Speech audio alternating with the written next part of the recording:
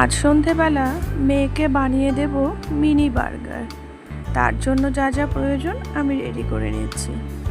বার্গারের ভেতরে যা আলু টিক্কি থাকে, প্রথমে সেই আলু টিক্কির জন্য আলু সেদ্ধ করে নিয়েছি, আর নিচ্ছি একটা ডিম সেদ্ধ করে। তারপর সেদ্ধ করা আলুগুলোর সাথে সামান্য পেঁয়াজ কুচি আর লঙ্কা কুচি দিয়ে ভালোভাবে মেখে নিয়ে তার মধ্যে দিয়ে দেব সামান্য কর্নফ্লাওয়ার বা চালের গুঁড়ো।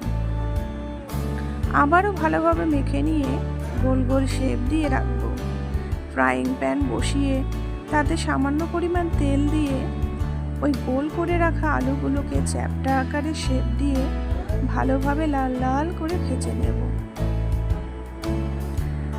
ভাজা হয়ে গেলে সেটাকে তুলে রেখে ওই ফ্রাইং প্যানেই আর একটু বাটার দিয়ে বাজার থেকে নিয়ে আসা ছোট ছোট বনগুলোকে এপিট ওপিট করে সেঁকে নেব।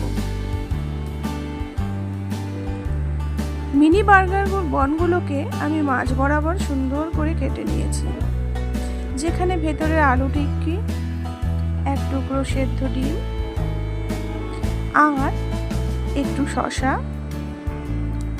আর এক টুকরো টমেটোর সাথে একটু ম্যাগি সস দিয়ে ভরিয়ে দিলেই তৈরি হয়ে যাবে বাচ্চাদের মন ভোলানো মিনি বার্গার।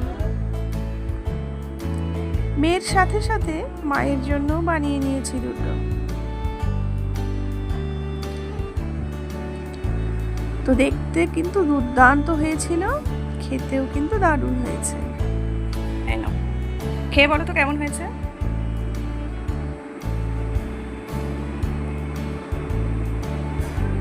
ভালো হয়েছে?